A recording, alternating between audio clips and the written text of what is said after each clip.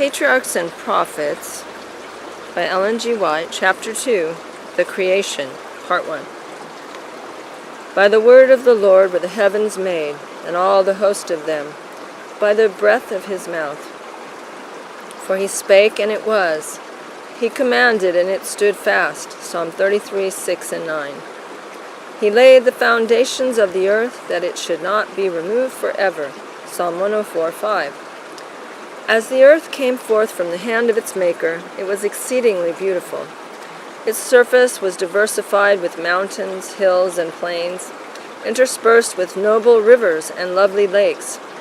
But the hills and mountains were not abrupt and rugged, abounding in terrific steeps and frightful chasms, as they now do. The sharp, ragged edges of earth's rocky framework were buried beneath the fruitful soil, which everywhere produced a luxuriant growth of verdure. There were no loathsome swamps or barren deserts. Graceful shrubs and delicate flowers greeted the eye at every turn. The heights were crowned with trees more majestic than any that now exist. The air, untainted by foul miasma, was clear and healthful. The entire landscape outvied in beauty the decorated grounds of the proudest palace. The angelic host viewed the scene with delight and rejoiced at the wonderful works of God. After the earth with its teeming animal and vegetable life had been called into existence, man, the crowning work of the Creator, and the one for whom the beautiful earth had been fitted up, was brought upon the stage of action. To him was given dominion over all that his eye could behold.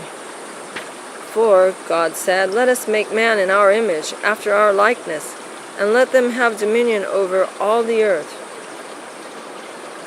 So God created man in his own image. Male and female created he them. Here is clearly set forth the origin of the human race.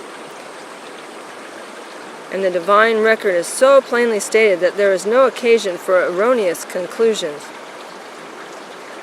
God created man in his own image. Here is no mystery. There is no ground for the supposition that man was evolved by slow degrees of development from the lower forms of animal or vegetable life. Such teaching lowers the great work of the Creator to the level of man's narrow, earthly conceptions. Men are so intent upon excluding God from the sovereignty of the universe that they degrade man and defraud him of the dignity of his origin. He who set the starry worlds on high, and tinted with delicate skill the flowers of the field, who filled the earth and the heavens with the wonders of his power, when he came to crown his glorious work, to place one in the midst, to stand as ruler of the fair earth, did not fail to create a being worthy of the hand that gave him life. The genealogy of our race, as given by inspiration, traces back its origin, not to a line of developing germs, mollusks, and quadrupeds, but to the great Creator. Though formed from the dust, Adam was the Son of God. He was placed as God's representative over the lower orders of being. They cannot understand or acknowledge the sovereignty of God, yet they were made capable of loving and serving man. The psalmist says, Thou madest him to have dominion over the works of thy hands. Thou hast put all things under his feet, the beasts of the field, the fowl of the air, and whatsoever passeth through the paths of the seas. Psalm 8, 6-8. Man was to bear God's image, both in outward resemblance and in character. Christ alone is the express image, Hebrews 1:3, of the Father. But man was formed in the likeness of God. His nature was in harmony with the will of God. His mind was capable of comprehending divine things. His affections were pure. His appetites and passions were under the control of reason. He was holy and happy in bearing the image of God and in perfect obedience to his will. As man came forth from the hand of his Creator, he was of lofty stature and perfect symmetry. His countenance bore the ruddy tint of health and glowed with the light of life and joy. Adam's height was much greater than that of men who now inhabit the earth. Eve was somewhat less in stature, Yet her form was noble and full of beauty. The sinless pair wore no artificial garments. They were clothed with a covering of light and glory, such as the angels wear. So long as they lived in obedience to God, this robe of light continued to enshroud them.